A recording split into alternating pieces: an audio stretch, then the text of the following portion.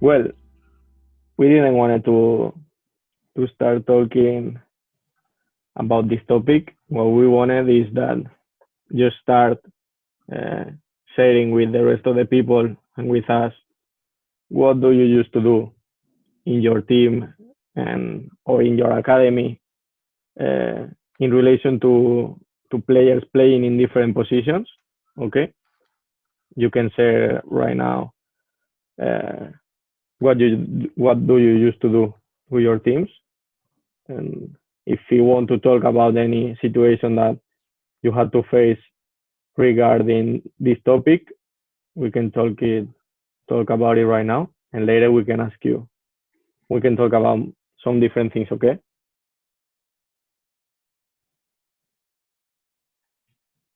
Cassie, you want to start? Sure, Remember I'll that go first. nothing is correct or incorrect. Just Yeah. share your experience.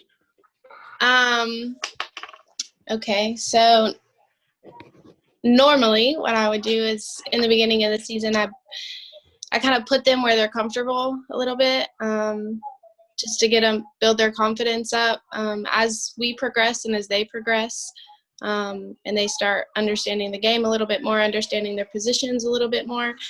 I like to put them where they're extremely uncomfortable.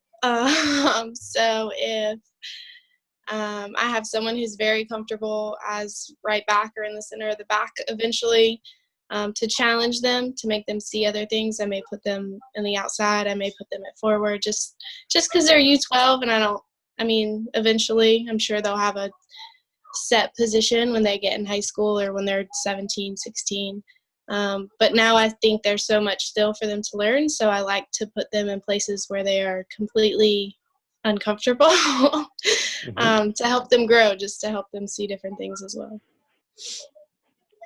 That's great, and that's something that you do because uh, you think that it's a good option for the players, or it's something that you will do in your academy. Wait, what do you mean? Say that again. Like, is that something that only happens in your team, or it's something that happens also in the rest of the teams in the academy?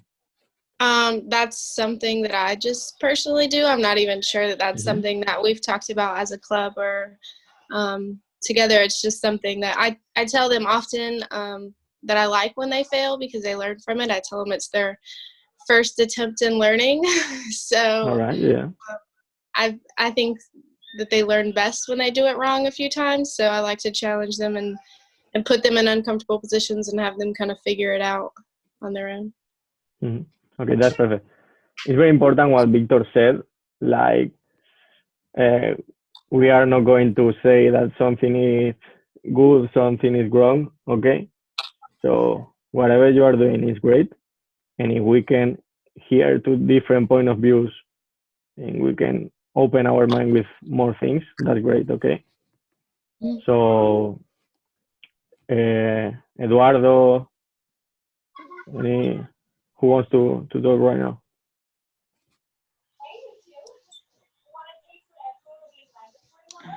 Well, for us, the best practice that we do during trainings is just try to experiment with the players, try once and over in maximum two positions. I would say, try to let them to play in the principal position that they play usually, and then try to make them to play in another alternative position, and try to train that new position for them.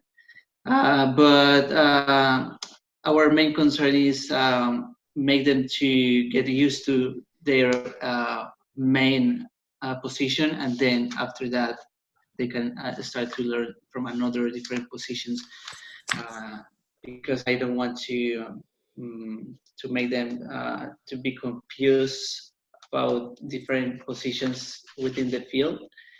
But yeah, probably I will have to work a little bit more with different positions.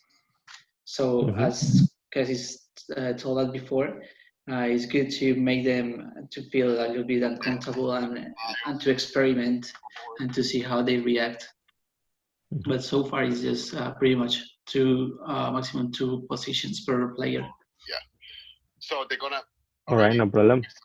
Coach, when Hello? the same in the big teams, Hello. you're gonna hire someone who's gonna have Okay. a coach, their style. Do you listen us?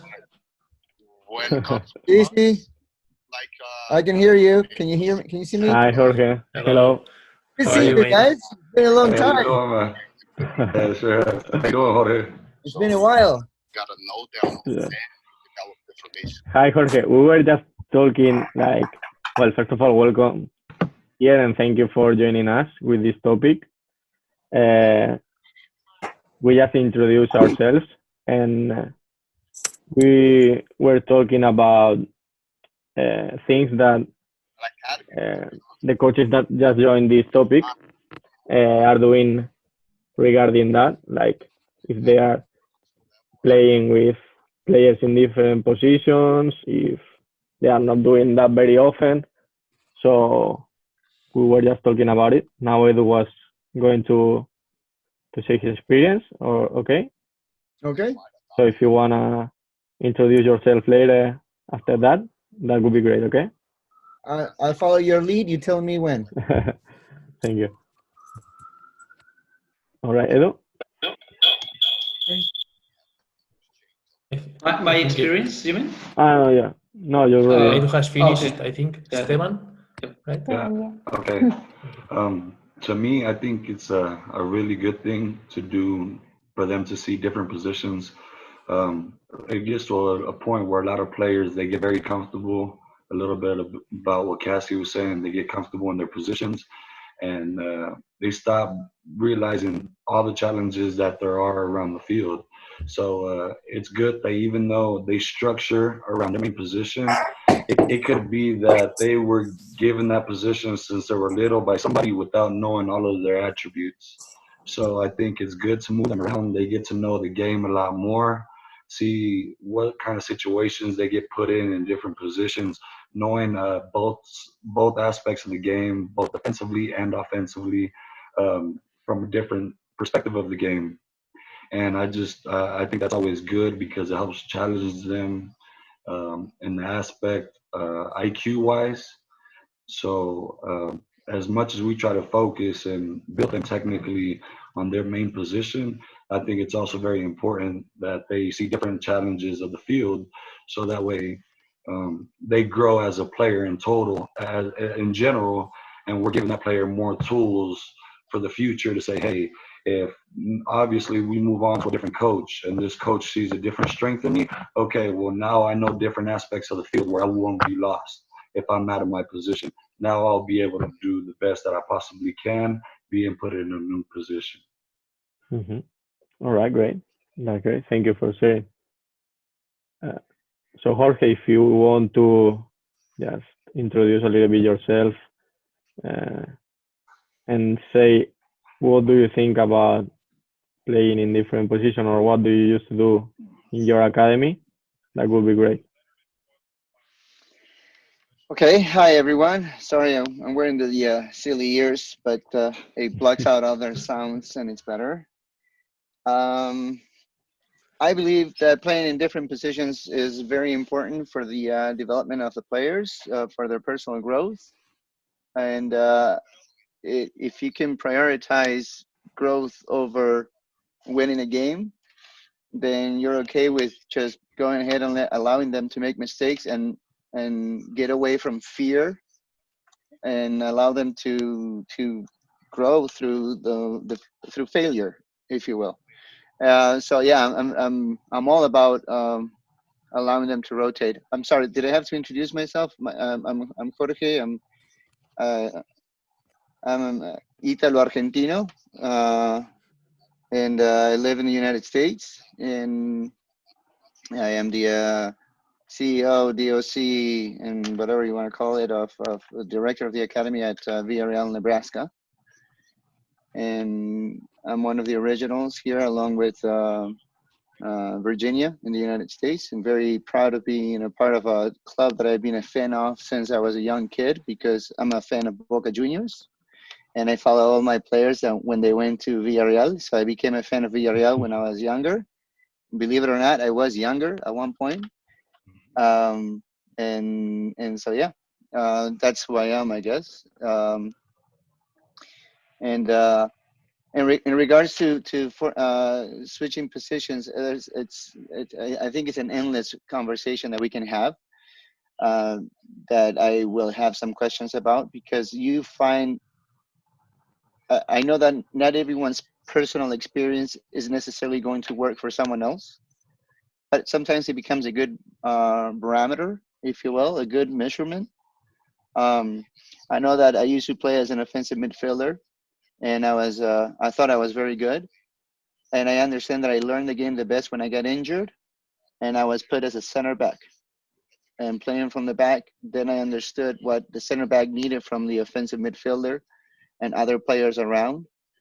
And when I went back to my positions, I not only was I playing much better as a center mid, but I was also being able to adjust to different positions easily because I understood the game better. But that was my experience. It doesn't necessarily work for everybody. I understand that. So that's why sometimes it's something that we can discuss. The other question that I will have to put out there, and this sometimes becomes a bit controversial, is when do we stop, if ever, moving players around? Or in for example, I have 9-year-olds and 10-year-olds, and I think that it's beautiful to move them around. Anything before that, even up to the 13-year-old formation, 13-year-old age, I move them around everywhere. But every once in a while, you run into that one kid that says, "I want to be a goalkeeper. I am a goalkeeper, and I don't want to play anywhere else. I want to be a goalkeeper." And there's also the other type of player, the one that you identify already, that that player, he or she is a goalkeeper or a center midfielder or a holding midfielder or a center back or whatever, and you want to. That's one of the questions I have: whether you want to continue to explore that position that they already know that's who they are, and also move them around a little bit more to help them grow. Or it's one of those balances that it's always open. I'm always intrigued to know what to do, because it's always good to see different points of views and make sure that I'm not making mistakes. So, do you want to? We can keep going with the question that you asked, like when would be a good moment to It's think about. fantastic because Jorge put in the table some questions that we had prepared. It's fantastic. Well, you and I spend a lot of time doing this. It was 4 a.m. my time when I used to get up on Thursdays to do this with you guys. So Yeah, I kind of know how you operate a little bit. Yeah. But thank you everybody, guys, because the knowledge that you shared is so good, and you have gone to the question very deep and just amazing. If you want, like Nano said, we can go on the question that Jorge was asking. When should we stop switching positions? Like, I think it's great that we have people from different academies and that you all share different points of view. So it's great. I think that we are sharing what we think, and that will make us grow for sure. So yeah, if you want to talk a little bit about when do you think it's a good moment to maybe, let's say, switch positions or move players into different positions, or when do you think that it should stop? What do you think about it? Is there a time? Like, what do you think?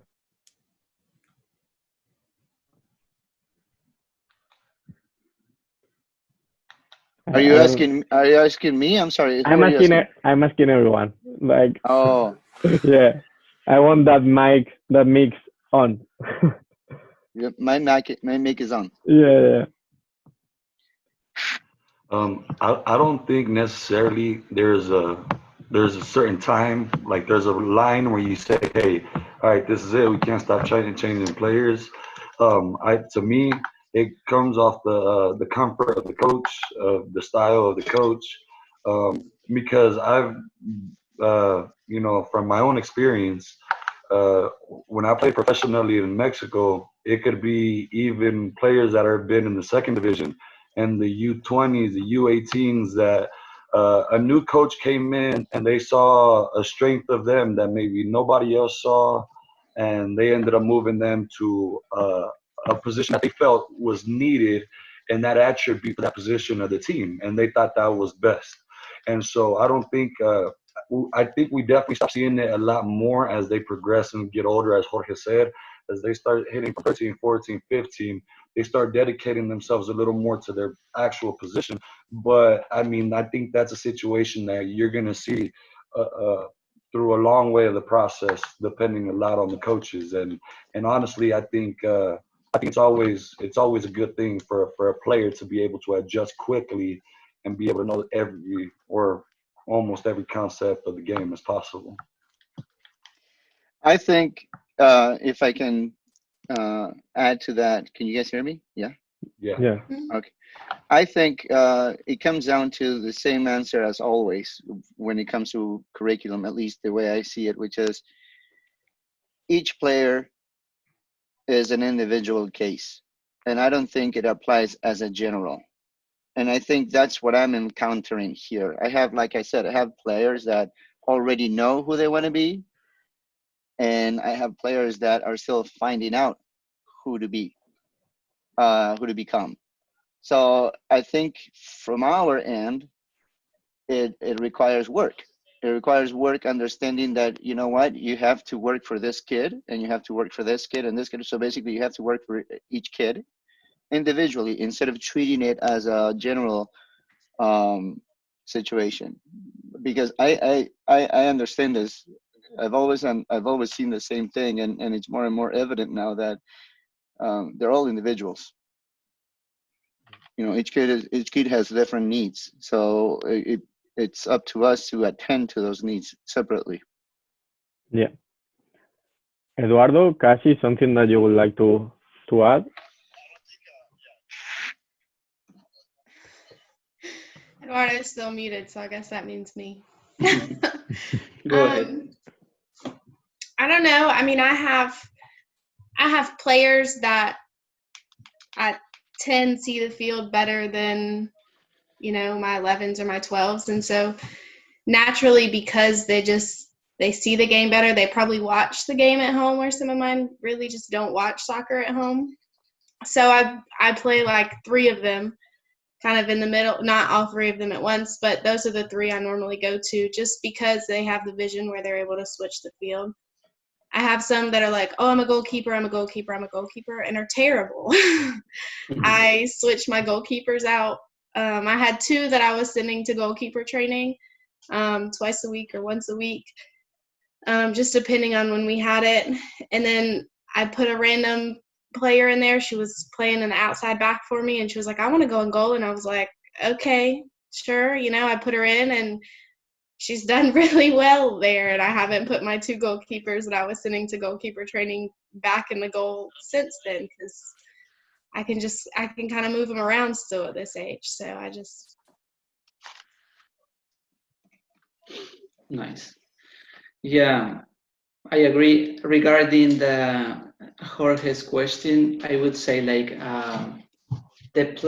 both the player and the coach will feel which one is the right moment to stop switching, because the player will feel which one is his positions or their positions.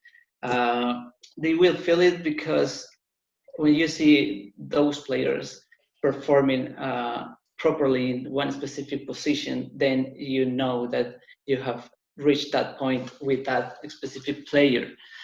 And from that point, you can also switch the positions for something that I call alike positions, which are similar positions, as Jorge said before.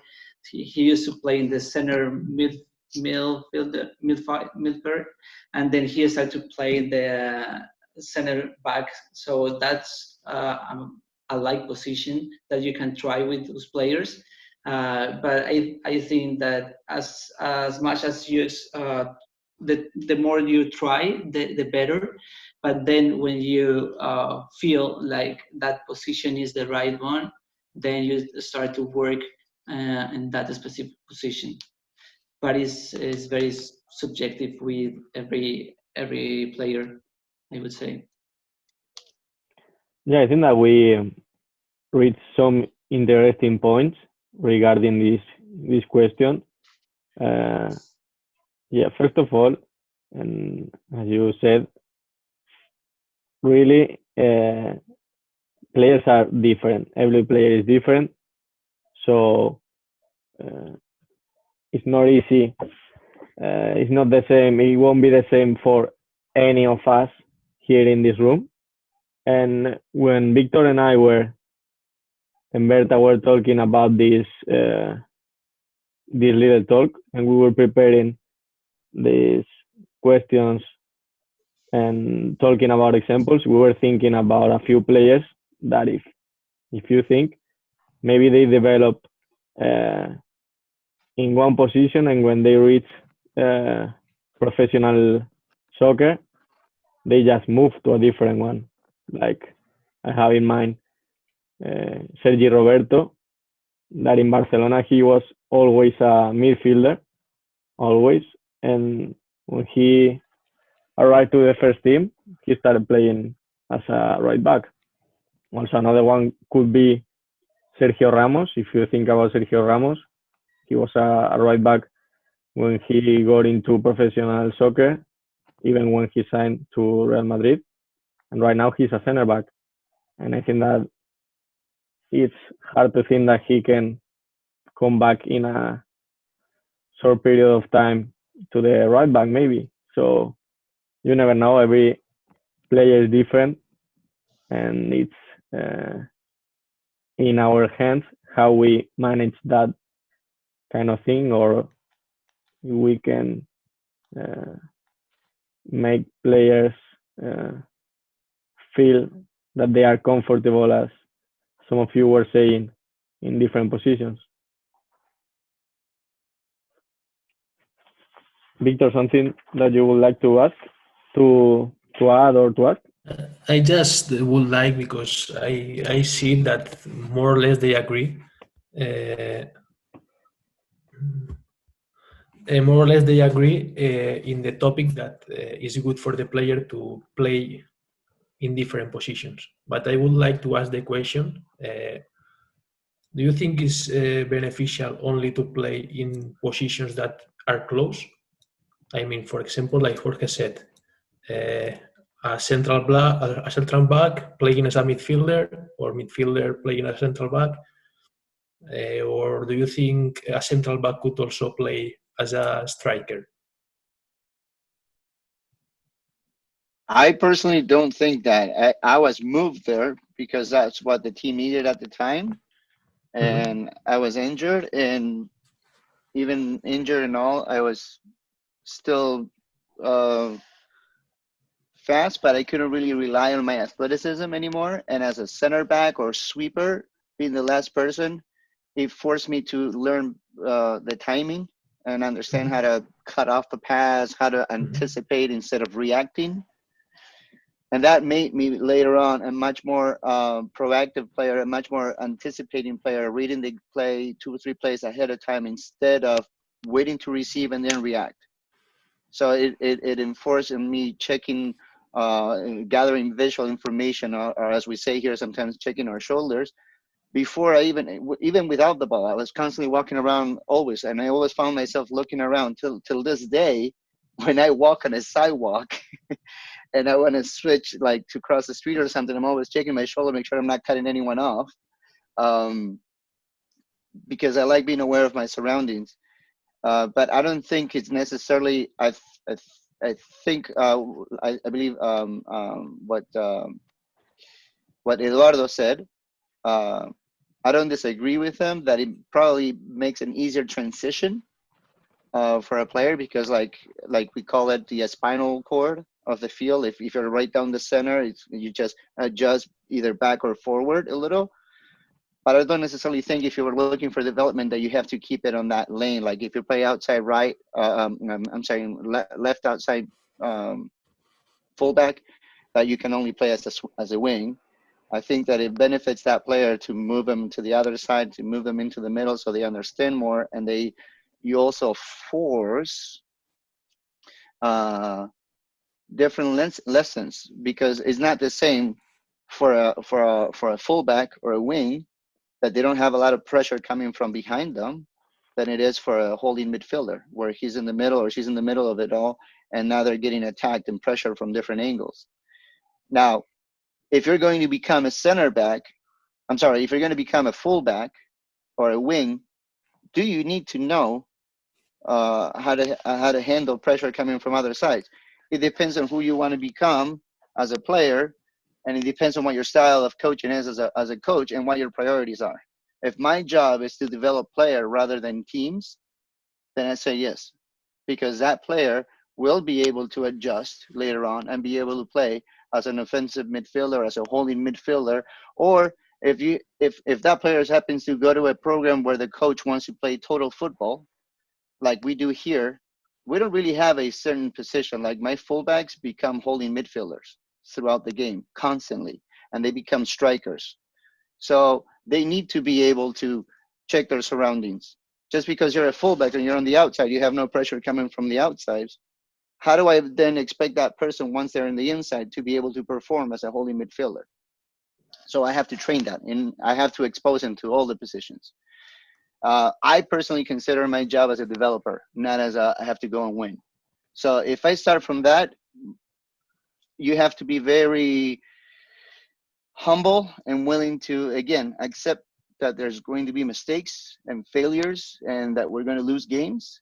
But my job is to develop the player. That's the way I see it. So I don't restrict or condition to just one way of growth. Does it make sense? Yeah, of course, because that was also one of the questions that we wanted to ask. Like, what is our objective as coaches? Our goal, our aim. What do you think it is? Well, I just said it was to develop, but I don't know what everyone else's is, and to develop individual players. I guess the question for me is, as a coach, what's your player type? What are you working towards as a coach? Esteban, Eduardo, Kashi, do you agree with that? Do you think that you can add something different too? I mean, that's it's very on point, and the player development is very important. Looking at the key of the overall player that you're looking for, and not looking for, but looking to build. But also important that as much as you build individual wise as their player, it's also important as we build as a team, because as much as they're individually moving or working to grow in their positions, they're doing it with everybody around them. So it's, I think it's good that everybody, as you build the player individually, you're pulling and guiding them into a good direction as a player. So yeah, I think that's very important for as a coach, not only to focus on everyone's individual development, but as their development as part of being involved with the team. Because as much as they can perform well individually, they have to be able to perform well with their team and their players surrounding them. Because at any moment, whether they leave individually to a different club, get signed on loan or whatever it may be, you're still going to have to go and be surrounded by other teammates and other coaches that are going to be asking over maybe similar things, or could ask of different, completely different things. And that person's individual growth will be there, but then it may come down to how they work and the growth of the team.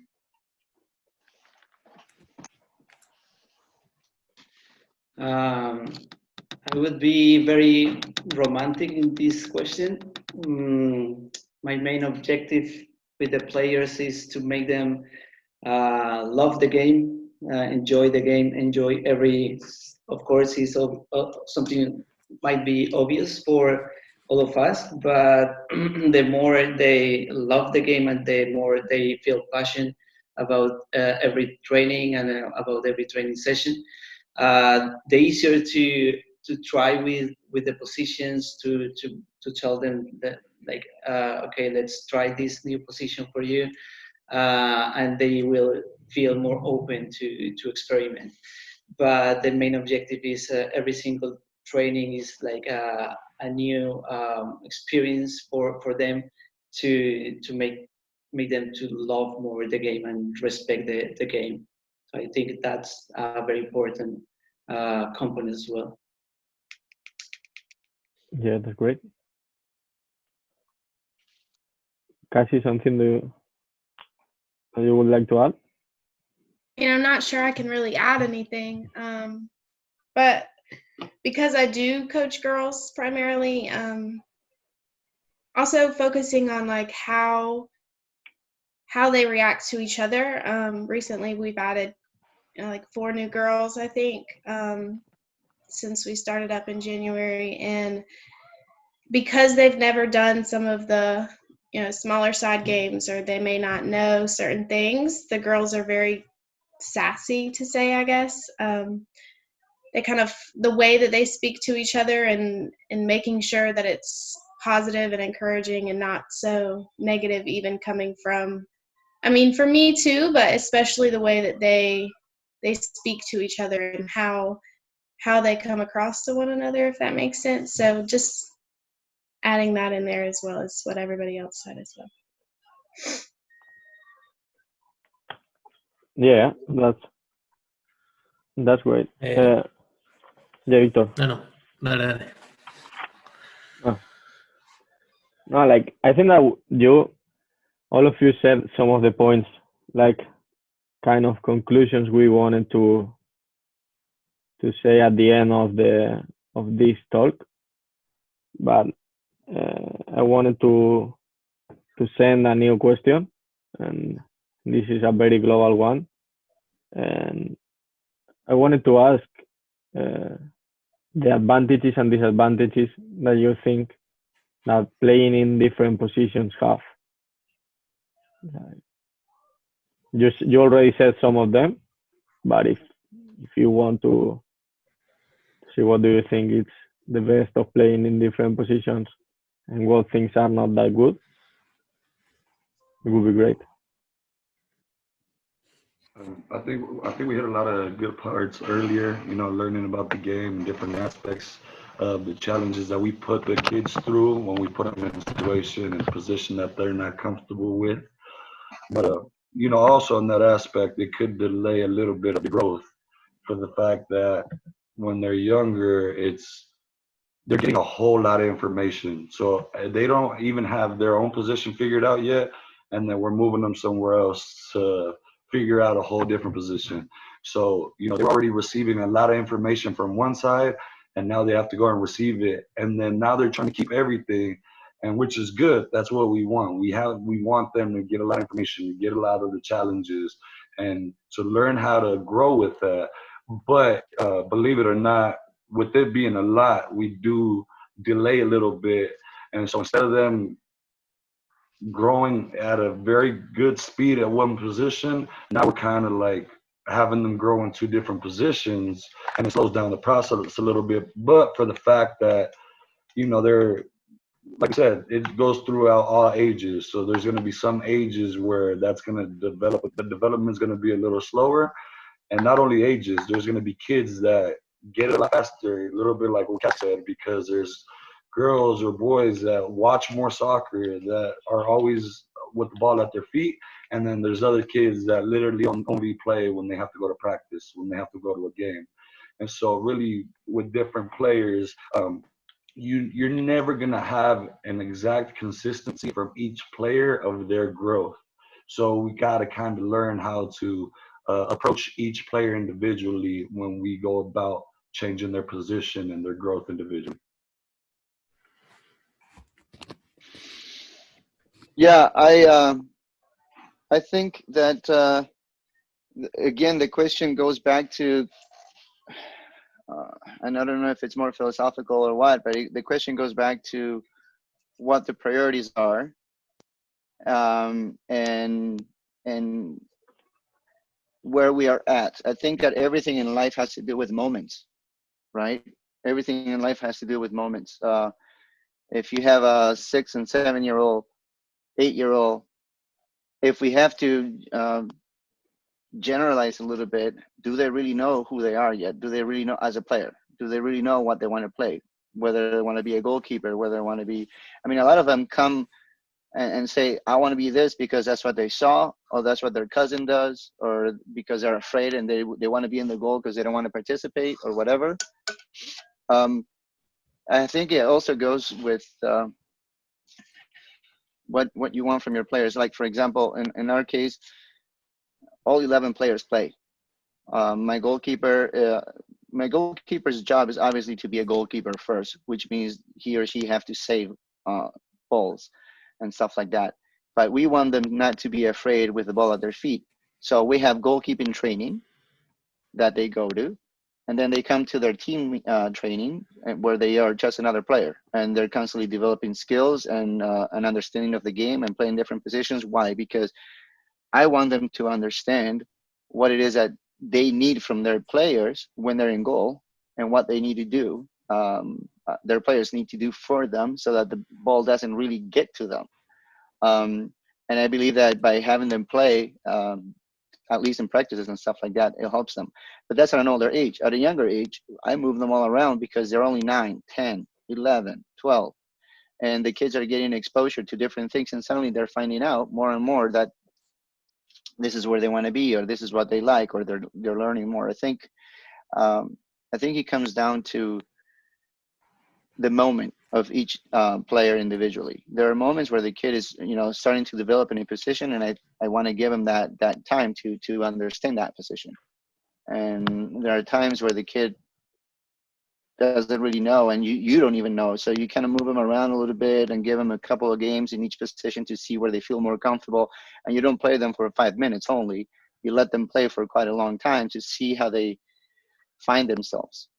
I think, again, it comes down to individual players and the moment. All right. That's great. Okay. Yeah. Yes. And you hello. were Welcome. okay. Thank you. Hey, all right.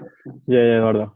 Keep going, sir. Yeah, you were asking about the advantages and disadvantages to switch positions. So more specifically about this question, I would say, like, regarding the advantages, it can help the team. There is nothing better for us as a coaches to have a complete player who can play in different positions. That's very useful for the team. And also another advantage is they can learn to have a better vision within the pitch by playing in different positions. Disadvantages could be it could create a little bit confusion for some players who are not very likely to play in different positions. It's more difficult for some players. Another disadvantage could be it could delay the learning and the development.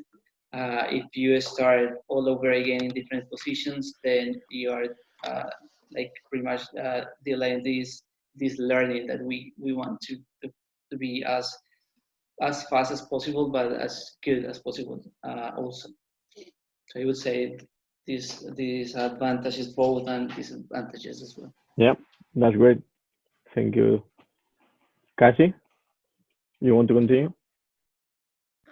So some advantages I put for moving players around a little bit, just I think experience is our best teacher. So if they've never done it, I don't think that they're going to be, as good, even if they watch it and they understand the game. I think being there and playing that position will be the best teacher. And playing different sports in general actually made me a better soccer player. Winning the ball out of the air, softball all the way. Just learning how to, control the ball as it's coming down. And I just think different sports teach you different things, just like different positions may help you be better at ultimately what it is that you enjoy playing. And then I was going to agree with Eduardo. It's almost like a disadvantage could be, a delay. Maybe it takes you a little bit longer to play that position better almost, or if you're moving around as much, maybe you're not as comfortable there as you would have been if you play it over and over and over again. Yeah, great. Well, Artha, you're the last one who joined. Yes. Yeah. Welcome. Yeah, we are you. talking about the topic, that it's playing in different positions. And the question that I ask is about the advantages and disadvantages. So if you want first, What, say, Gray? in which academy are you working and in which age group? So you can Yeah. just introduce yourself a little bit and talk about this if you want. Yeah. So I'm from the Melbourne Academy. My first time working with kids this season. I've coached senior women's teams in the past. And I came to the club to play, and they gave me the opportunity to coach, and I said, why not? So I'm working with under 12s at the moment, a boys team. And in terms of positions, I find some of them have an identity of where they see themselves playing. That may be through watching their favorite player or how they play in the schoolyard, and they can limit themselves to that position. Some who have played less football in their time are unaware of their position. So when you ask them, they just they give an open-ended reply, so they are willing to try something. But some players, they think where they like to play, but they're not willing to share. So this is just a balance of different personalities that you have to deal with. What is most striking is when a player is vocal. Let's say one player is vocal that he is a forward, but you play him maybe on the right side of midfield, and his body language, his expressions around the team, because he may feel down that he is not in the position he would like to play, and how that affects the teammates around him and how that affects his performance on the pitch. So I think it's not so much the positional change that's the problem. The problem is, before you make that change, just conveying a good, clear, positive message of why you think he can play in that position, or what he can look for, what he can try to put to practice. And when you give this kind of feedback and information before they start playing, then they know you are watching. So already they feel valued in that position, and you're not just putting them there because we don't have a right midfield. And that changes their mentality. And you just keep encouraging them. Some players, they are just brilliant in one position, but I always tell them, look, you need 2-3 positions at this age, develop, And I think they understand. And as time goes on, because how I coach is majorly, it's a mental game. So trying to make them think, decision making, rather than tactical play yet, or how to be a star at your position. It's more, how can we all think about the game in the same way? So if this person has the ball, where can the next person be? And just movement. And so at the moment, how we're training, we haven't played a match yet because we were leading into round 1. So nobody had a defined position. It was, we're all just one team, and let's move together and move around. And but yeah, I'm enjoying this approach. Yes. Yeah, just to. Yeah. Yeah, I know that you have. Yeah, I'm sorry. I have to. No problem, Aaron. Everybody, it was a pleasure. Thank you, Esteban. You guys have a good one. Thank you very much. Be No safe worries. out Take there, care, you guys. Esteban. Bye, Thank everybody. you.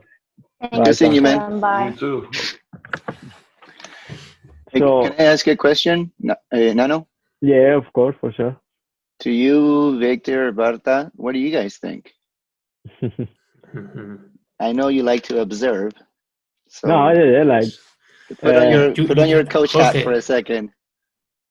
Jorge, See, you made this meeting fantastic just for the reason that we didn't need to intervene, and that's the best news. mhm. The best news here is that the less time we talk, Nano, Berta, and me, is better for you guys. And I'm writing just things just to share at the end of the meeting. Some things about science, about art, because I'm a little bit a freak. You have said that in the short term, when you change players of positions, they just decrease their performance in the short term. That's in science is called homeostasis. Homeostasis. I don't know if it's the right name homeostasis. if it's the right name in English, but when a living when an animal lose their balance, they need energy just to recover the original state, and it needs a lot of energy. When a player goes out of the comfort zone, I mean playing out of his position, some things that they normally do in automatic state, they need to be aware. They switch from automatic to conscient behavior. And I don't mean automatic just to automatization movements. I mean automatic to make decision in preconscient state. I don't know if you are following me because in English it's difficult to explain, but when you are in your comfort zone, you create habits, and habits, uh, the energy that you spend making habits is less than when you are out of your comfort zone, when you are out of your habitat, and when you need to play in a position that is not your position. That is in short term, but after losing balance and after spending so much energy going to balance again is when growth takes part. For me and for Nano, this meeting is so difficult. First of all, because it's in English, and we are out of comfort zone. I'm expending so much energy now than if I speak in Spanish in the short term, but in the mid and the long term, I grow. And I have spoken just a minute. No. I have yeah, no, spoken bro. about science. That science, homeostasis is science, and I want to speak a little bit about art. Why art? Because the time that the player needs to spend in one position, where to switch, when to switch, when to come back again to the position, how much time spent in a new position, that's, I don't know if it's science because it haven't been studied. I think it's art, and coaches sometimes we are artists, and to do our job in a good way, the best way is like Jorge and you, all of you said, just know the player, know yourself, and try to learn as much as possible from football. So yeah, there you have Jorge that we also are sharing our point of view. Uh, when as I told you, when we were preparing this meeting, this topic, we were thinking about some aspects or things that most of them advantages that we were thinking about playing in different positions. Uh, and you already said most of them. Uh, I think that Victor also said that it's our work as a coaches. It's an art. Okay, like we never know. We don't have a book where it says you have to do this, and this, and it always works. It's not like that. Every team is different. Every player is different, and of course, that's where we can do something as a coaches and think which player needs maybe a different stimulus, or taking them out of their comfort zones, or maybe some of them just need to feel comfortable, as some of you said, in a position. And we never know, like, everyone is different, and that's up to you. But also Victor said something very, very interesting, and I think that also some of you said that it's great about playing in different positions. It gives you I asked Lucy, okay, uh, Jorge, you know Lucy. Yes. She helped us with the English. Okay, she is in our department too, and she is in the communication department. And she told me that one expression that you use, or maybe it's an expression that she used in Great Britain, is add more things to the locker, or something like that. Does it make sense? An expression that I use? Expression that it's used in English. I don't know if in Uh, United I, Kingdom or in I don't know. United I States. normally tell the kids to add more tools to their tool bag. Yeah. Okay. So yeah, that's what I wanted to reach, because uh, some of the advantages that you said when you move a player to different positions are that it's a challenge for them. Mm-hmm. So we make them go out from their comfort zones. They can experience different things and have a different vision of playing in other positions.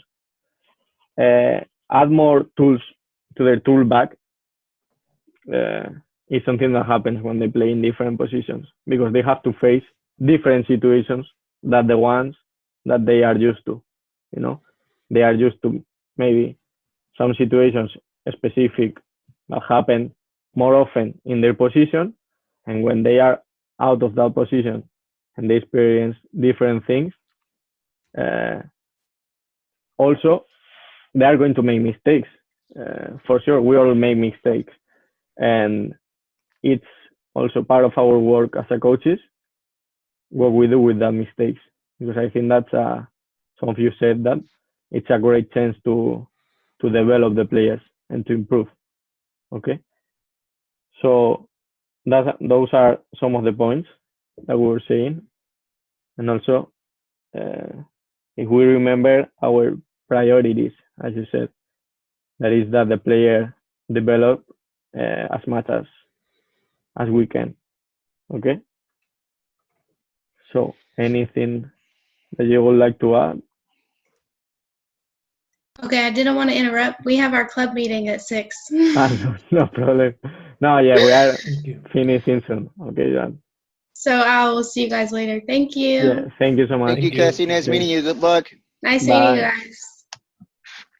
Take care. So, Yeah. if I may add something more, everything that we're saying here is, I think it comes down to movement is growth, and when you put your kids out of their comfort zone, then we as coaches need to be aware of what it is that they're going to be stressing on, most likely, and be ready to support them on that, and let them grow. At the end of the day, I'm using this sport, the sport of football, as a vehicle. We know that 90+% of those players are not going to become professionals. What else can they get from this? What else can they do? Can they apply these lessons to their everyday? And I believe so. I believe that if we look back, facing fear, facing challenges, facing uncomfortness on the field and on training situations, will get these people used to this little kiddos used to later on being able to take on the world without fear, on other situations that are a bit more challenging and a bit more serious.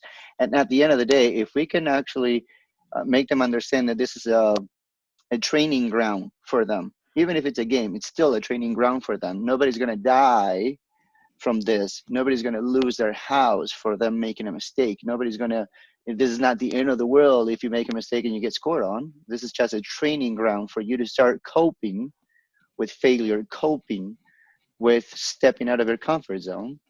so that later on when they're taking harder classes, when they're starting relationships with new friends in a new area, with or intimate relationships, more of like, I have a girlfriend, I have a boyfriend, or having issues with their parents or teachers, or becoming adults and having jobs and things like that.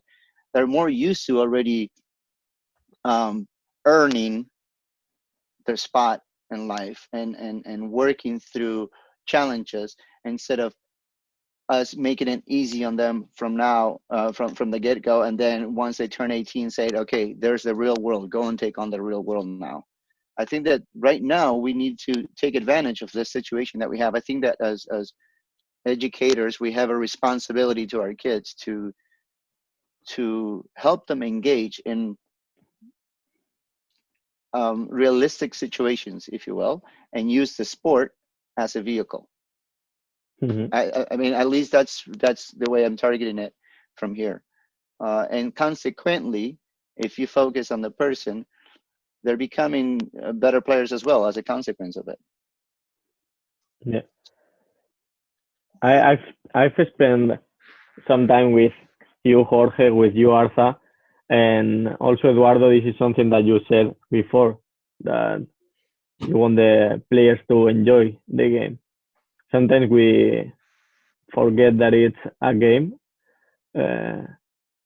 but at the end is that it's a game. So as you said, not everyone can become a professional, not even in Villarreal, in our academy. But of course, we are an important part on the development of the kids and the players, not only as a players, as a human beings too. So it's really nice that all of you guys share this point of view about the game. So I really like that, and I wanted to thank you so much for sharing everything that you were sharing today. So if you have any question, we don't want to make it much longer. So if you have any question that you would like, or something that you would like to add, something that you would like to say, feel free. A can of worms. I'll open a can of worms. When do we stop moving people around? At what age? Do you want to still ask that question? Do I what? What do you think? I already answered it when that was the first thing I said. It's each case is individual. Mm-hmm. That's my way. But different curriculums sometimes have different understandings or interpretations of it. Some curriculums are very structured, and they said when we're 13, now we start working on this, and you need to, by then you need to know what you're playing.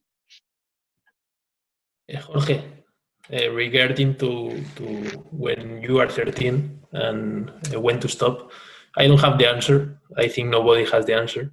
We have been looking for science about this topic, Nano and me. No science about this topic in the world, at least what we have find it.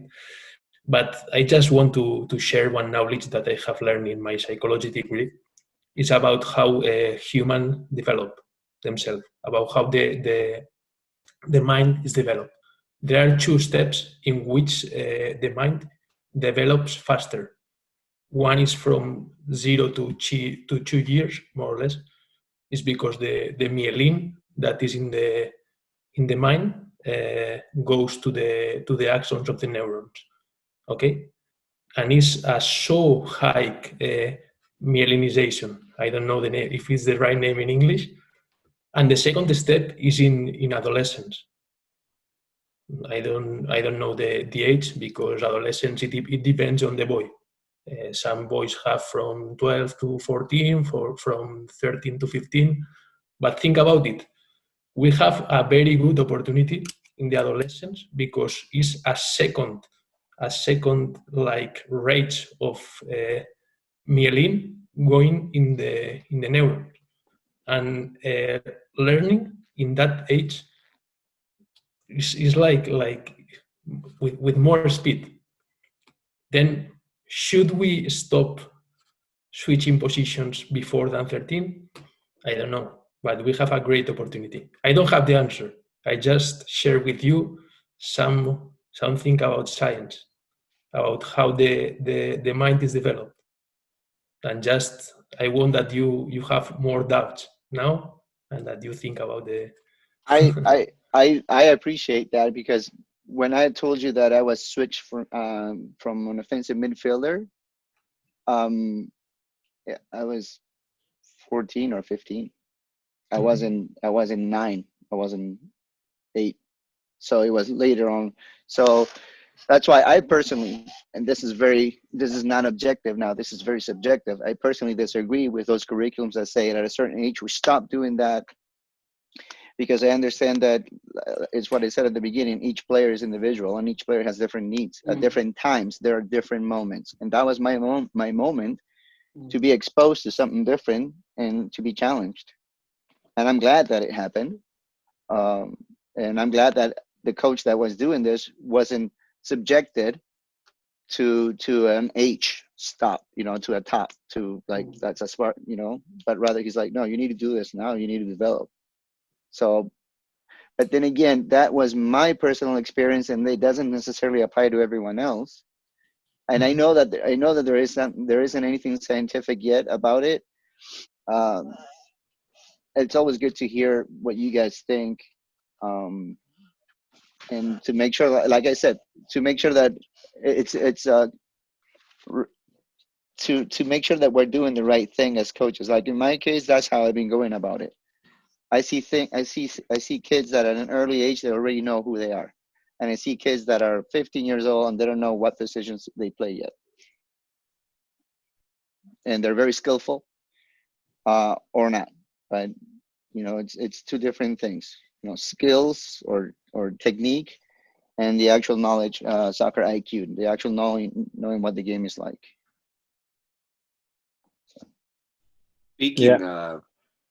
Speaking from personal experience, I only settled on my position when I was 19, 20. I'm 24 now. And so age is but a number, and football works itself out. You just play, you try things, you play with different teams, different personalities, you watch different games, and then one day it just clicks. It just clicks, and you find where you really belong and where you fit on the football pitch. It's got a lot to do with your own personal values, also kind of align with a position, and how you carry yourself. Sometimes, the flashy people, they like to play forward in my team, like this, and then the hard workers, where do they like to sit in the team? And so there's different values that you carry without your life that also relate to football and where you stand in a football environment. That is one thing that we were thinking to speak about. Not all the positions give you the same psychological skills or the same values. You get some values playing as a defender, some values playing as a goalkeeper, as a striker. I don't know. Maybe a striker develops more creativity. Maybe defenders develop more responsibility. I don't know. I don't have the answer. But why let them lose the opportunity to develop some skills?